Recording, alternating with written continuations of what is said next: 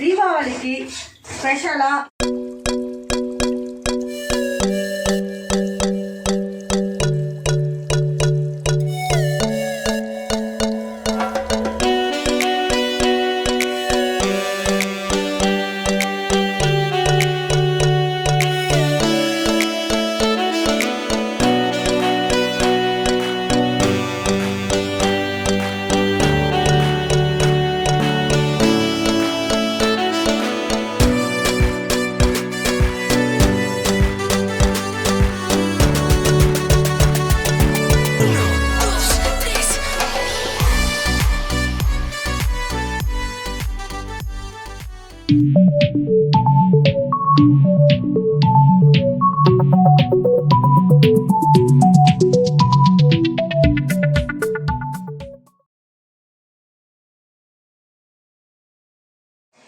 Hi friends, welcome to cook with கலை.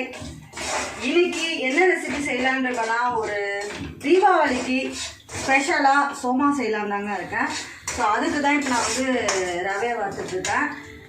இந்த கப்பில் 1 cup அளவுக்கு ரவையை வந்து நான் சேர்த்துருக்கேன். 2 டீஸ்பூன் அளவுக்கு நெய் சேர்த்து பாருங்கள், நல்லா வறுத்துட்டேன் ரவையை.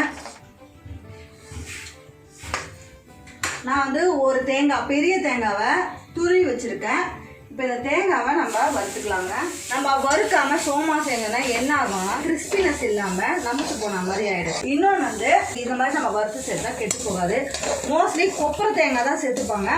கொப்பரை தேங்காய் நம்ம எல்லாருக்கும் கிடைக்காது. ஸோ அதனால் இந்த மாதிரி தேங்காவை நம்ம துருவிட்டு நல்லா வறுத்துட்டு சேர்த்துக்கலாங்க. ஸ்லோவில் வச்சு நல்லா வறுத்துக்கலாம். தேங்காய் பாருங்கள் நல்லா வறுத்தாச்சு. கொஞ்சம் கூட அந்த எண்ணெயே இல்லை பாருங்கள், எண்ணெய் பதமே நல்லா ட்ரையாக இருக்குது. ஸோ இப்போ இதை நம்ம பிளேட்டில் கொட்டிக்கலாம்.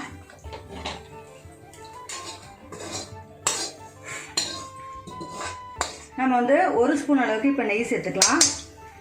நெய் சேர்த்துட்டு நான் வந்து ஒரு 15 பாதாம் கிட்டே எடுத்து வச்சுருக்கேன். இந்த மாதிரி கட் பண்ணி பாதி பாதியாக கட் பண்ணியிருக்கேன். அதே போல் ஒரு 15 முந்திரி எடுத்துருக்கேன். இதை நம்ம லைட்டாக நெய்யில் வறுத்துட்டு சேர்த்துக்கலாம். முந்திரி பாதாம் சேர்க்கணுன்னு அவசியம் இல்லை, சேர்த்தா கொஞ்சம் அப்படியே டேஸ்ட் நல்லாயிருக்கும் நடுவில் அந்த நட்ஸ்லாம் வரும்போது. ஸோ இது லைட்டாக வறுத்துட்டு நம்ம சேர்த்துப்போம். முந்திரியும் பாதாமும் நல்லா வறுத்தாச்சு. ஸோ இதை நம்ம பிளேட்டில் ட்ரான்ஸ்ஃபர் பண்ணிடலாம். நம்ம வந்து இப்போ ஸ்டஃப்புக்கு வந்து எல்லாமே ரெடி பண்ணி வச்சாச்சு. இப்போ நம்ம மாவு பிசைஞ்சு எடுத்துக்கலாம். நான் வந்து இதில் 2 கப் அளவுக்கு மைதா மாவு எடுத்துக்க போகிறேன். 1 2.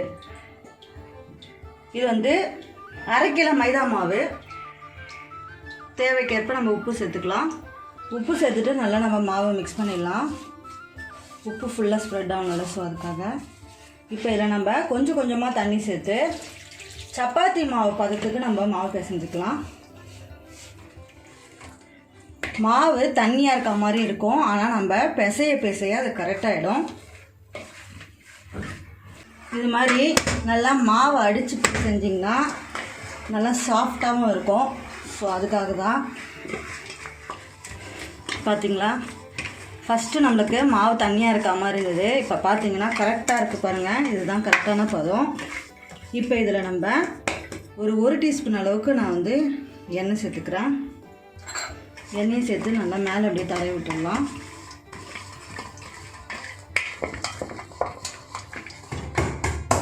ஓகே, இப்போ வந்து மாவு ரெடி ஆகிடுச்சு.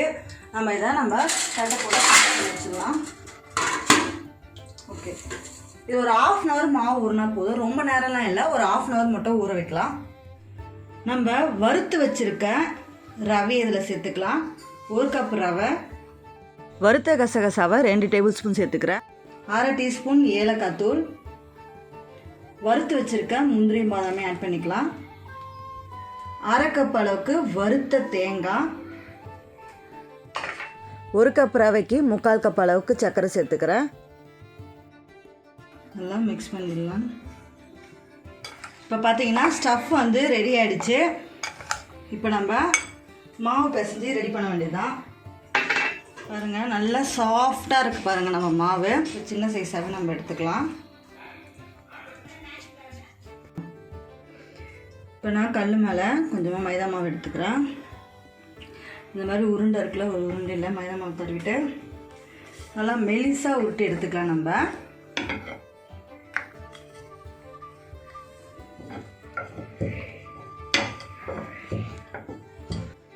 ஷேப்புக்கு வந்து இந்த மாதிரி நான் பவுல் எடுத்திருக்கேன்.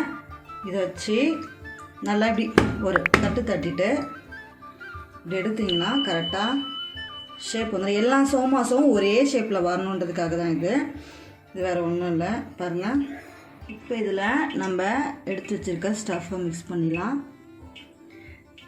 போட்டுட்டு இங்கே பாருங்கள், இந்த கப்பில் தண்ணி எடுத்திருக்கேன். இந்த தண்ணியை லைட்டாக சும்மா இப்படி தொட்டு சுற்றி ஃபுல்லாக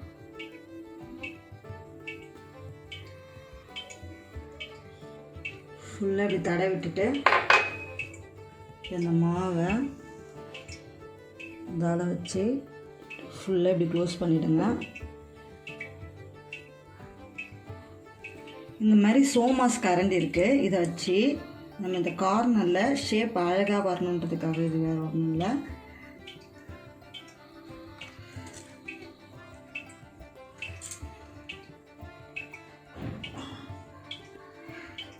அவ்வளோதான். பாருங்க, ஒரு சோமாஸ் ரெடி.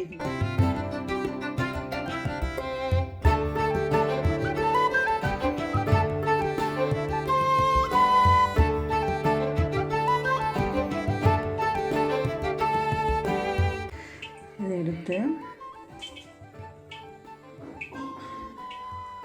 சோமாஸ் கரண்டி இல்லைனாலும் பரவாயில்லைங்க, நம்ம இப்படியே கூட நம்ம நார்மலாக ஊறிட்டுட்டு நல்லா அந்த கார்னரை மட்டும் நல்லா அழுத்தி இது பண்ணுங்கள். அப்போ தான் ஸ்டஃப் வெளியே வராமல் இருக்கும்.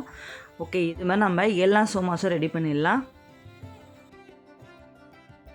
எல்லா சோமாஸும் நான் வந்து உருட்டி ரெடி பண்ணி எடுத்து வச்சுட்டேன்.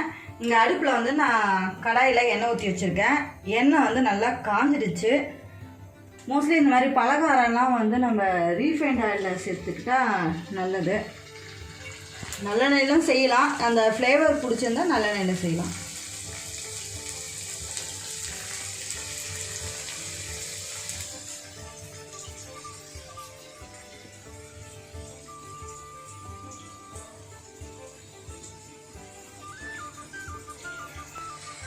ஃபஸ்ட்டு வந்து அடுப்பை ஃபாஸ்ட்டில் வச்சுக்கோங்க. கொஞ்சம் நேரம் கழித்து அப்புறம் அடுப்பை வந்து மீடியம் ஃப்ளேமில் வச்சுருங்க. நம்ம ஃபாஸ்ட்டில் வேக வச்சு எடுத்துட்டோம்னா என்னென்னா 1 hour 2 hours ஆகிடுச்சுன்னா என்ன ஆகுனா அந்த கிறிஸ்பினஸ் போய்டும், ஒரு மாதிரி நம்புத்து போன மாதிரி நச்சுக்குன்னு இருக்கும். ஸோ அதனால் வந்து மீடியம் ஃப்ளேமில் வச்சு ஃப்ரை பண்ணுங்க.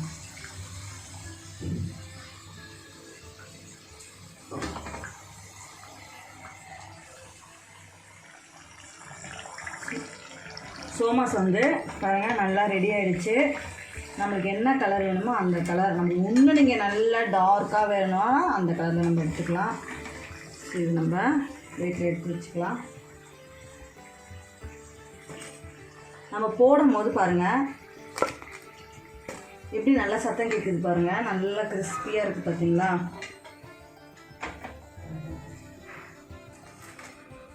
அவ்வளோதான். இப்போ இதை எடுத்துகிட்டு திரும்ப அடுப்பை ஃபாஸ்ட்டில் வச்சுக்கோங்க.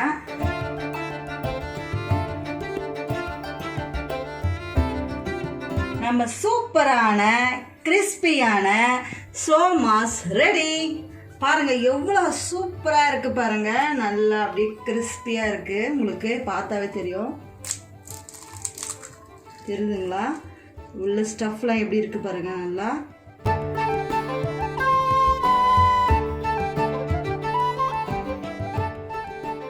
ஹாய் ஹாய், சோமாஸை நாங்கள் சாப்பிட்டு பார்க்குறோம், எப்படி இருக்குன்னு சொல்கிறோம். நம்மடா இல்லைடா,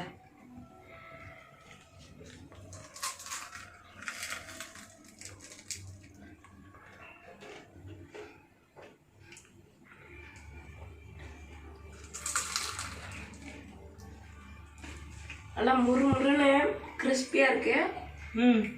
உள்ள இருக்க ஸ்டஃப்லாம் எப்படி இருக்கு மசாலா? எனக்கு ஸ்டஃப் தான் உள்ள ரொம்ப பிடிக்குது. உள்ள இருக்க ஸ்டஃப் சூப்பராக இருக்கா? ஸ்வீட்லாம் எப்படி இருக்குது? உள்ள இருக்க ஸ்டஃபோட ஸ்வீட்லாம் எப்படி இருக்குது? கரெக்டாக இருக்குது. கரெக்டாக இருக்கா? சரி சரி, ஓகே. எனக்கு வந்து 1/2 கிலோ மாவில் நான் செஞ்சேன். கரெக்டாக 33 சோமாஸ் பீசஸ் வந்தது. எல்லா டிப்ஸையும் நீங்கள் ஃபாலோ பண்ணி செஞ்சீங்கன்னா உங்களுக்கு கரெக்டாக வரும். உங்களுக்கு இந்த வீடியோ பிடிச்சிருந்ததுன்னா இந்த வீடியோவை லைக் பண்ணுங்கள், ஷேர் பண்ணுங்கள், சப்ஸ்கிரைப் பண்ணுங்கள், மறக்காமல் சைடில் இருக்க பெல் பட்டனை ப்ரெஸ் பண்ணிவிடுங்க. Thank you so much friends. பாய்.